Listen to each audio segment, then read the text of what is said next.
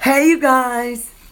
Woohoo! What's going on? So listen, you guys, I have a quick message for you today. Quick, knowing me, it's probably going to be 5 to 7 minutes, but you know what I'm saying. So yesterday, I was talking to somebody and I wrote down, hey, Robin. Hi, you guys. Woo! Hi, Marv. Oh, my God. Okay. So yesterday, I wrote down on a piece of paper, where you want to go may not be the same space that God has prepared for you to grow in. Where you want to go may not be the same space that God has for you to grow. So now, let me tell you how this came about. Most people won't know this, but I love fashion. Forget this crew neck sweater I got on right now. I'm trying to tell you. I love fashion. I always have. My grandmother was a seamstress in Tacoma, Washington. She used to sew for the wealthy people. We had L'Officiel magazine in our house, Vogue, Elle, Glamour, European magazines. I don't know where she got them from, but we had them in our house. And every month she would give me a fashion magazine and say, you pick something out that you like and Gaga will make it for you, right? So, of course, fashion was not part of my life when I went on to college. But let me tell you, I had so many fabulous clothes. I bribed my roommate that if she would let me use her closet, that I would let her wear some of my clothes. That's how many fabulous clothes I had. When I was a debutante, my grandmother made my dress and 3 of my best friends, including my bestie, Alibaba. She made our dresses. We just picked them out of these fabulous magazines. So in my head, there was always this vision that somehow, some way, I was going to be in the fashion industry. That doesn't happen. I go to work for Xerox. I stay at Xerox 2.5 years in Seattle. Then I moved to LA, 2.5 years, quit my job to represent a photographer. She says, I remember your fab fur coat. And you know that coat, that thing I put around my neck, I can find good stuff. I have to show you guys the fabric that I brought back from Italy. Or did I get it in Italy or Spain? Spain a couple weeks ago. But anyway, I digress. So when I started representing this photographer, and then I started representing makeup artists and hairstylists and fashion stylists and manicurists, in my mind, even though I was in LA, I was going to get me and my artists into the fashion industry. I wanted us to be working on Vogue and Elle and W and Glamour, and I realized that that's beauty, and you should too. But I wanted to be in the fashion industry. But I wasn't in the fashion industry. I was in the entertainment industry, and I was working with tons and tons of celebrities. Working with celebrities is not being in fashion. And it hit me after I wrote the Hair, Makeup, and Fashion Styling Career Guide. After I started doing my Packaging Your Portfolio and Marketing Workshop. After I started doing the one-on-one coaching. It finally hit me that that was not the path that God had laid before me, even though that was what I wanted. And this came to me yesterday when I was talking to another artist that's a PYP grad who's branched off into another area.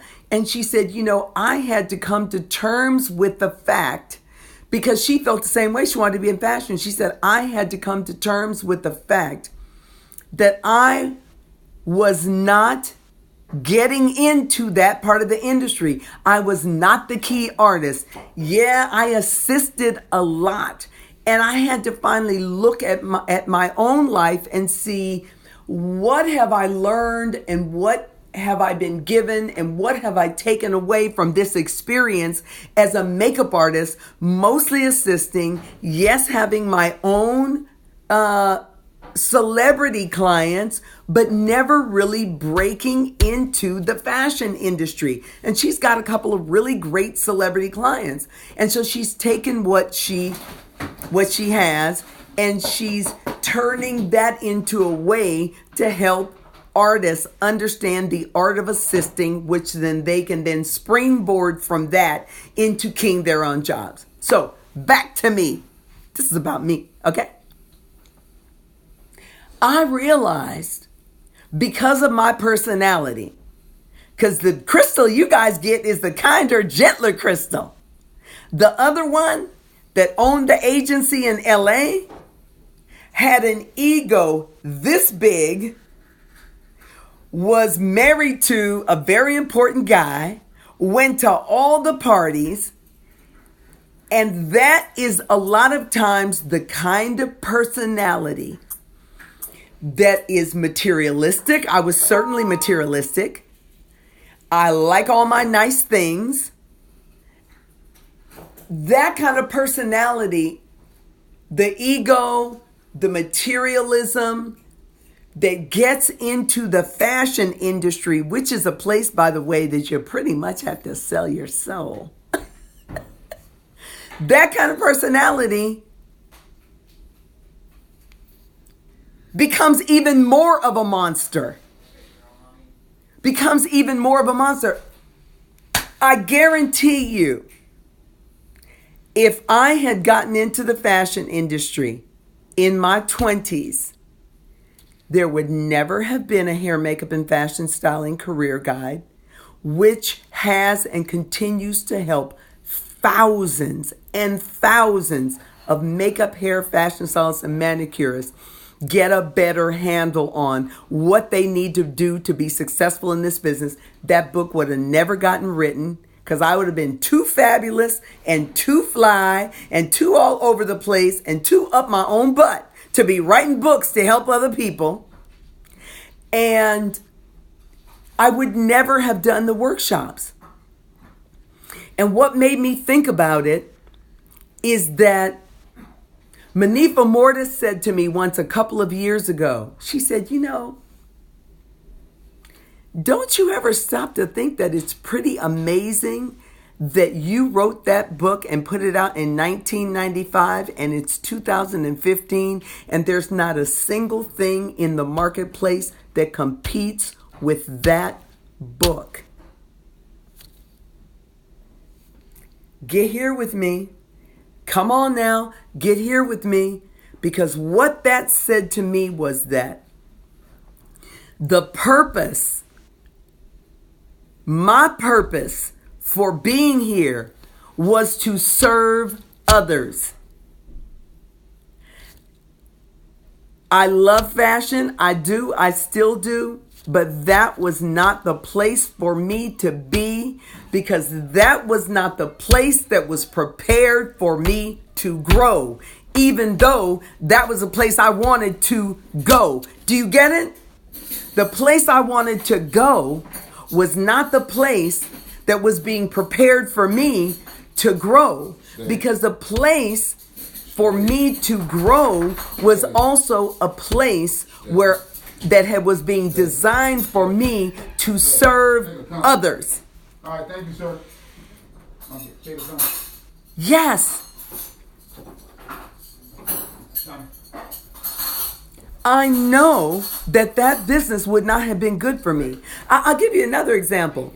Do you remember when The Secret came out? And I got The Secret and I listened to it over and over and over and over again. And over and over again. And it really did get me out of a rut, because that was at the end of my second marriage. I just gotten my house back in my name. That's a whole nother story. And that book, not the book, but the videotape, audio tape, whatever that was. I think it was a videotape. I watched it over and over and over again. And then I went to the art supply store and I got a bunch of stuff and I started creating. Hi, Nicole. I started creating a vision board. And I would look at that vision board every day. Every day.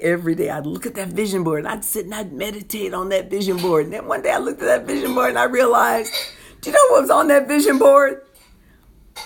A ski in, ski out chalet. A new wardrobe. Checks. Trips. pictures of the inside of a plane flying in first class. You see what I'm saying? This is not good for me. I realize me looking at those material things every single day, it was so shallow. My Alibaba, her vision board doesn't look like that. Yes, she's got some stuff on it, but she's got other things that on the inside. I didn't have a darn thing on that secret board that had anything to do with my inside. Everything was about acquisition, me getting stuff. And so I cannot exist in that kind of space because my personality and who I am lends itself to thinking about stuff. And I had to realize that I have to focus on what has been put in front of me to serve, and in serving, the stuff will come. But I can't think about the stuff because that will take me out. It makes me hollow. It makes me hollow on the inside to sit and just think about all the things I want, the new car I want, the house, the da. I can't do it. I've got to focus on serving and just stay away from that because I gravitate, trust me. My grandmother used to say, if she took me into a fabric store, I would just walk around. I would pick out the most expensive pieces of fabric in that store. That was what I liked. I'd pick it, I'd touch it. I'd walk through the fabric store and just put my hand on stuff and go, oh, this one, what is this? And it would be the most expensive thing within 5 feet.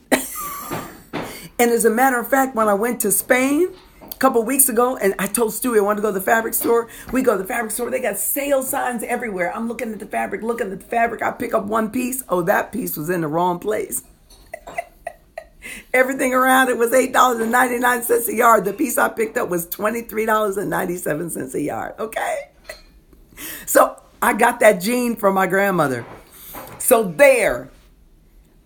the point of this message is just to be open to what is planned for you. I don't mean stop striving. I'm not talking about that. I'm not talking about giving up. I'm talking about do what you got to do to open up those doors. But be open to the possibility that if you are in sync with your creator, whoever that might be, that energy may have a different space for you to grow in than what you have in your head as far as the place you want to go. That's it. That's all. I had to say it. I was in the middle of working on something really important, and it just was like, you got to tell them this right now. I'm Crystal Wright. I get people unstuck, and y'all were on my list of things to do at this very moment. I gave it to you exactly the way it was delivered to me. I hope you guys have a great, great day. Let me look at my comments. You're telling the truth. Your book helped me to get booked at New York Fashion Week and get my work shown in Vogue. Did you all hear that? Where's my testimonial then? That's what I need. That's what I need from you is a testimonial and a review on what do you call it? On Amazon. Thank you. Oh my gosh, did you guys hear that? People think I'm just trying to sell them a book. I'm trying to save your freaking life is what I'm trying to do. And let me tell you, here's what I know. People call me up and they're like, well, I need a mentor. And I say, okay, what do you want to do? I want to be a makeup artist. Okay, first thing you need to do is get that book.